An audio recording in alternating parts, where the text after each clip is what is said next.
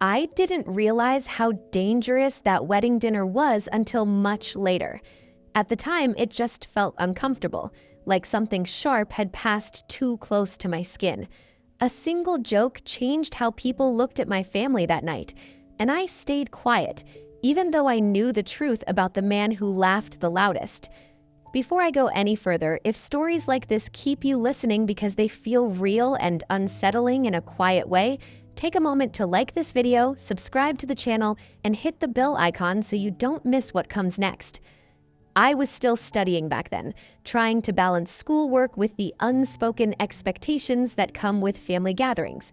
Weddings always made me feel invisible, too young to be taken seriously, old enough to understand exactly what was being said. The hall was bright and warm, filled with music that echoed off the walls and conversations layered over each other. Relatives I barely recognized smiled as if they knew me, then forgot I existed seconds later. My parents sat beside me, calm and reserved, speaking softly only when necessary. My uncle was seated across from us, surrounded by people who admired him. He always carried himself like someone important. Confident posture, steady voice, a way of speaking that made others listen without questioning. Halfway through dinner, he stood up, lifting his glass as if he were about to say something meaningful. The room gradually quieted. Smiles widened. People leaned in. At first, his words sounded harmless. Stories from the past, jokes about family habits. Then his tone shifted just slightly. He laughed and made a comment about my family always trying to rise above where we belong, framed like humor, delivered with a smile that suggested everyone should agree. Laughter followed. Not loud, not cruel, but enough. I felt my chest tighten. I looked toward my parents, waiting for a response, a correction, anything. They didn't react. They continued eating, their faces unreadable, as if they hadn't heard him at all. That silence hurt more than the words. I wanted to speak. I wanted to defend them, but something stopped me. Not fear, not uncertainty, but awareness, because I knew something about my uncle that no one else at that table seemed to remember. I stayed quiet. The dinner moved on. Conversations shifted, but I noticed how my uncle avoided looking at me after that moment. Just brief glances, quickly withdrawn. He sensed something, even if he didn't know exactly what. When we got home that night, I finally asked my parents why they hadn't said anything. My father simply said, "Some people reveal more about themselves when you let them talk." I didn't fully understand then. Over the next few weeks, things changed subtly. Relatives who used to call stopped reaching out. Invitations became vague. Conversations felt guarded. My uncle's words had settled into people's minds, shaping opinions quietly. Still, my parents remained calm. What no one knew was that my uncle's confidence rested on something fragile, a carefully maintained image, a story he had repeated so often that even he believed it. But I knew the truth. I had grown up listening more than speaking. I noticed patterns. I remembered contradictions.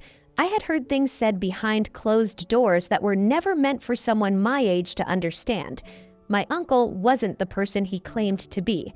His influence, his authority in the family, came from a version of events that wasn't entirely true, and if anyone ever looked closely enough, it would unravel. I didn't confront him.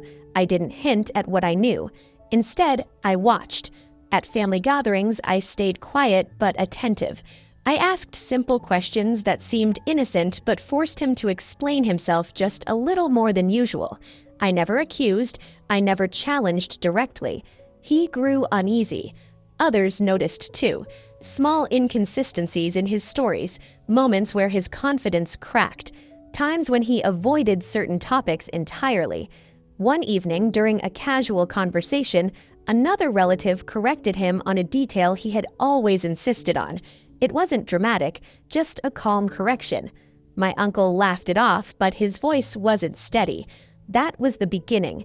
People didn't stop respecting him all at once.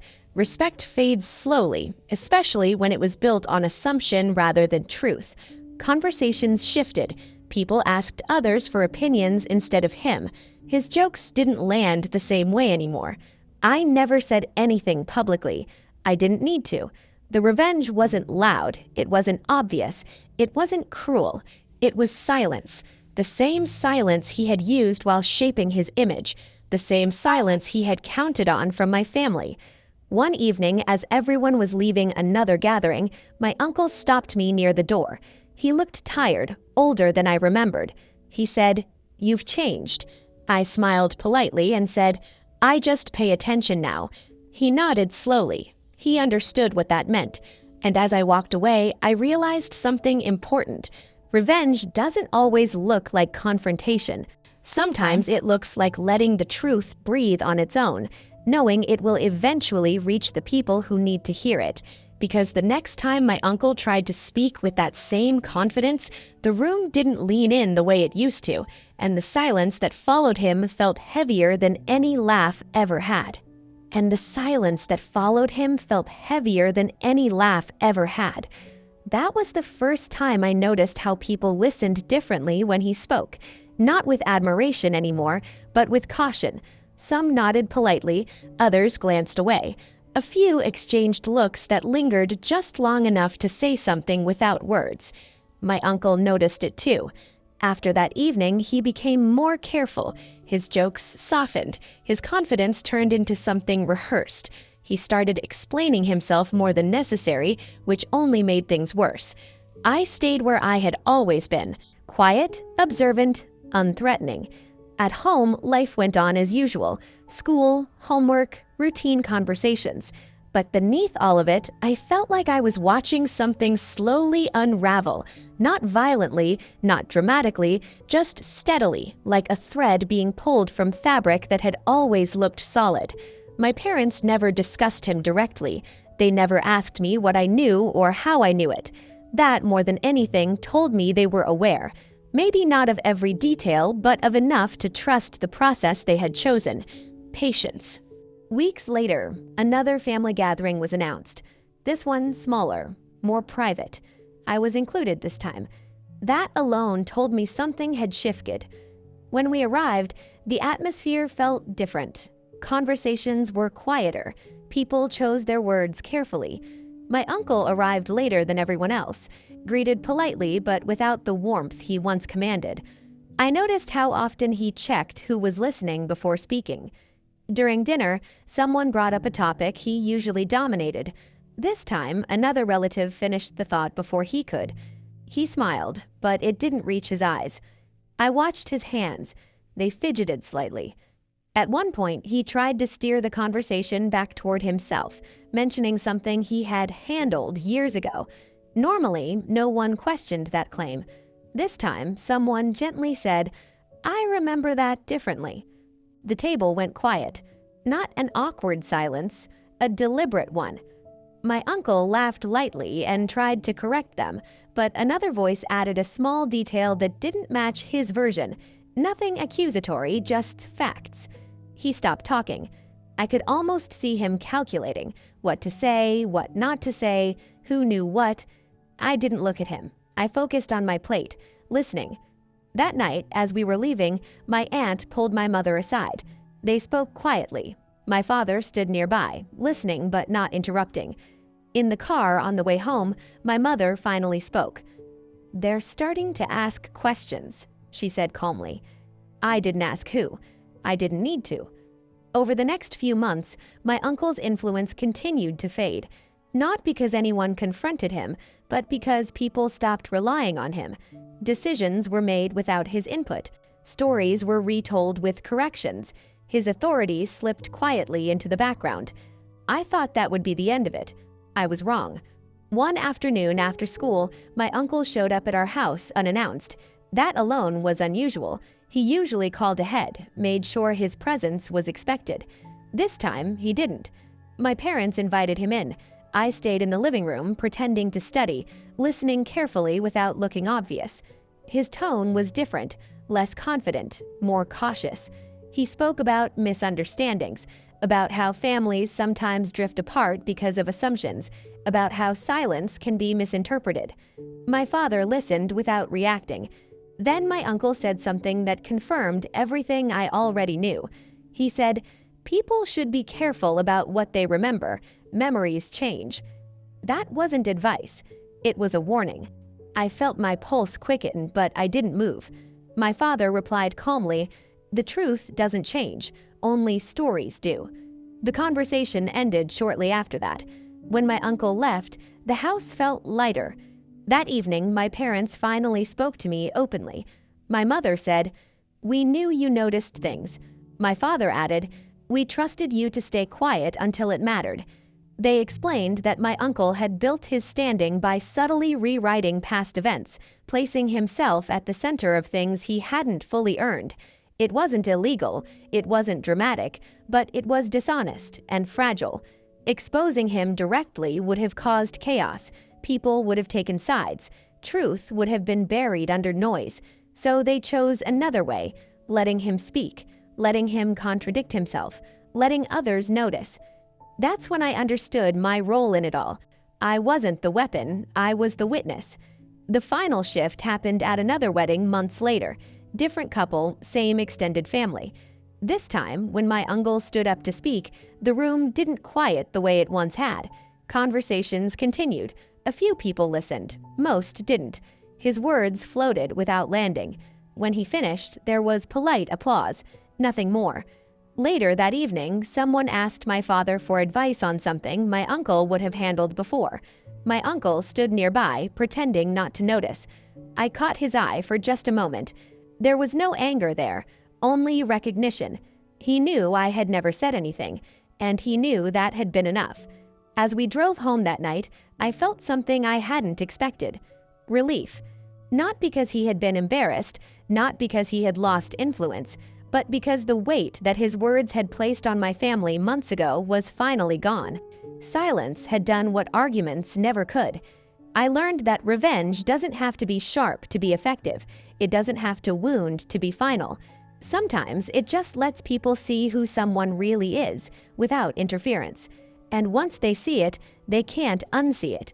Because the next time my uncle tried to step back into the role he once owned so confidently, the space he expected to fill was already occupied by doubt, and that doubt followed him quietly into every room he entered, even as I continued to study, listen, and understand that what was coming next wouldn't require my voice at all. Wouldn't require my voice at all. That realization changed how I moved through the world. I stopped feeling like a bystander in my own family's story and started understanding how influence really works. It isn't always loud.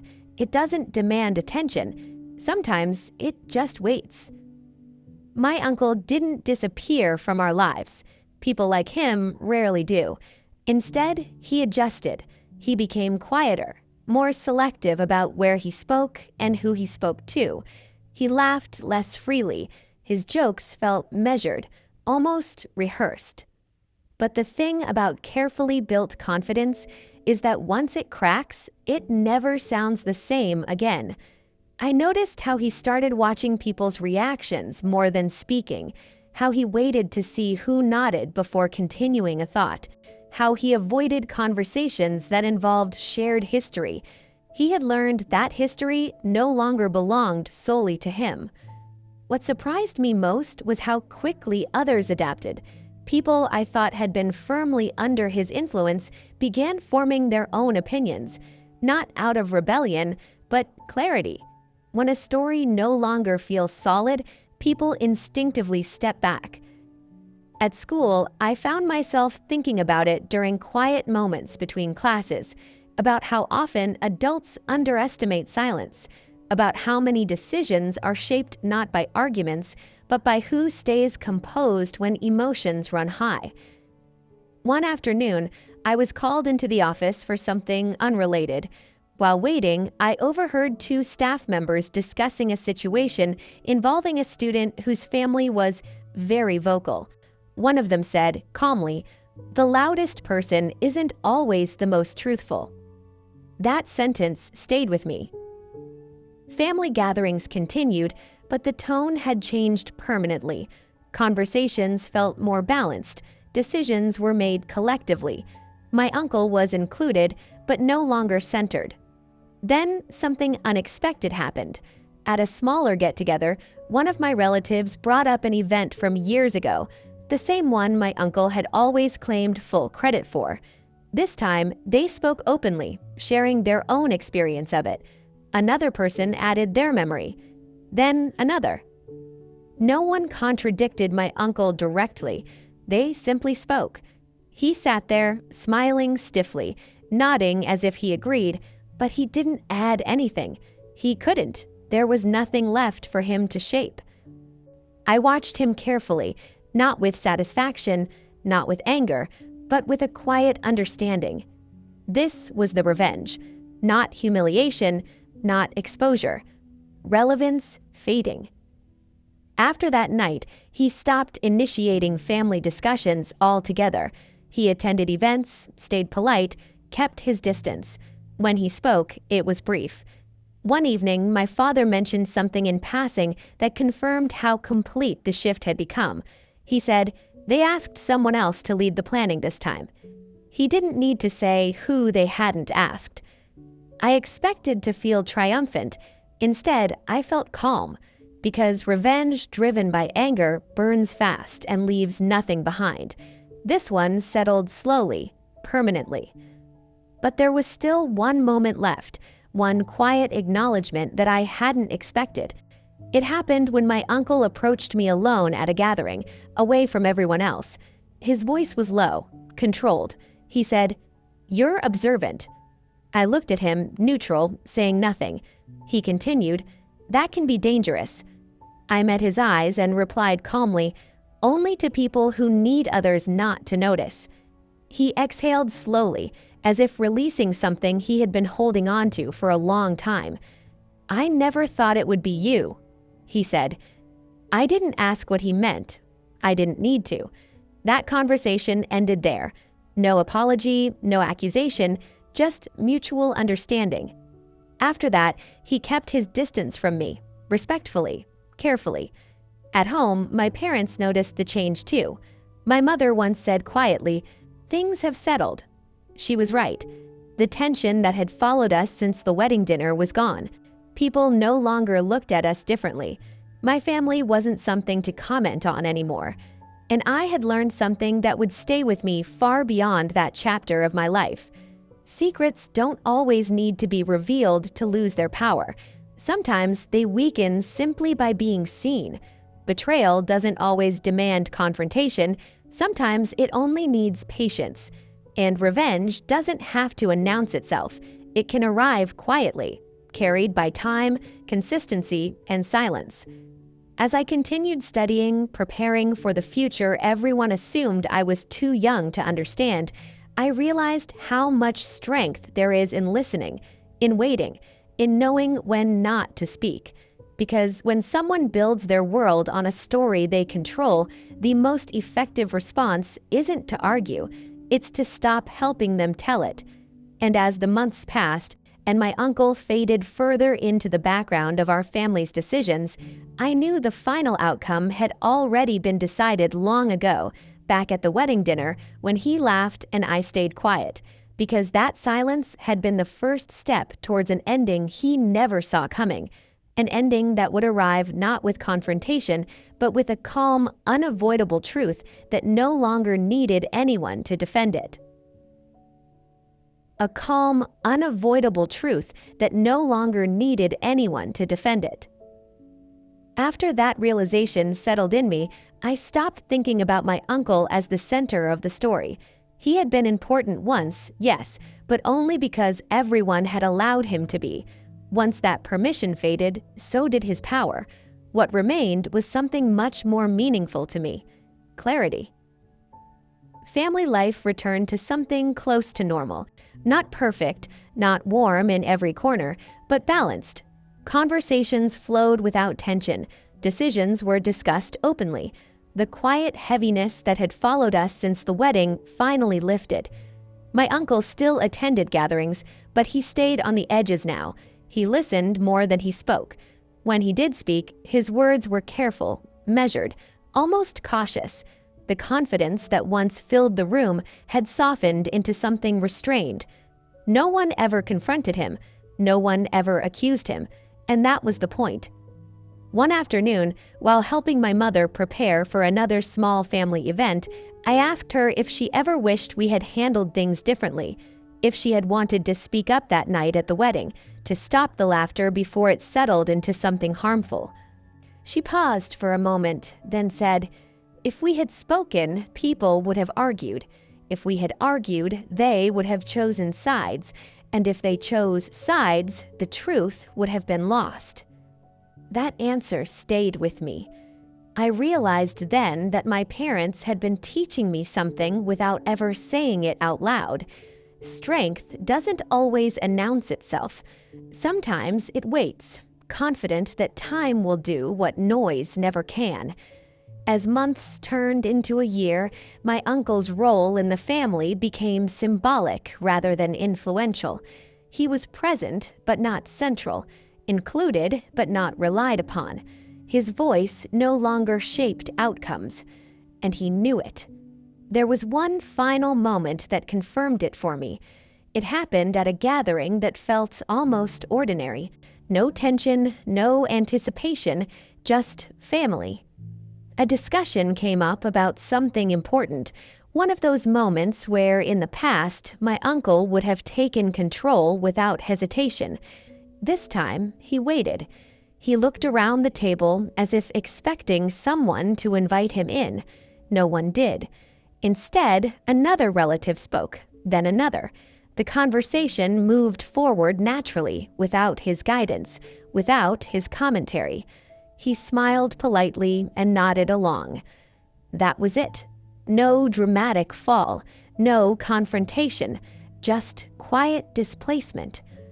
On the drive home, I stared out the window, watching the world pass by, thinking about how much had changed without anyone ever raising their voice. I thought about how easy it is to mistake silence for weakness, especially when you're young and still learning where your power comes from. I used to think revenge had to look like action, like words, like proof, like exposure. Now I understood something deeper. The most effective revenge is letting someone lose the thing they value most by no longer protecting it for them. My uncle had valued control. He had valued admiration. He had valued being the one everyone listened to. And all of that slipped away because no one helped him hold on to it anymore. Not because I spoke, but because I didn't. That wedding dinner felt distant now, almost unreal, but I could still remember the laughter, the way it landed, the way it tried to define my family in a single careless moment. Back then, I thought staying quiet meant accepting it. Now I knew better. Staying quiet meant choosing a longer game. It meant trusting that truth, when left alone, doesn't disappear. It waits. And when it finally speaks, it does so without needing permission. As I continued my studies and slowly stepped closer to my own future, I carried that lesson with me. I learned to listen more carefully, to observe before reacting, to understand that not every moment calls for a response, but every moment reveals something if you're paying attention. I never confronted my uncle again. I never needed to. We existed in the same space, peacefully, politely, with a shared understanding that something had changed forever. And that was enough. Looking back, I don't remember the wedding dinner for the mockery anymore. I remember it as the moment I learned who I was becoming. Someone who doesn't rush to defend, someone who doesn't need to be loud to be strong. Someone who understands that silence, when chosen deliberately, can be the most powerful response of all. Because sometimes the best way to win isn't to speak at all. It's to stay quiet and let the truth finish the story on its own.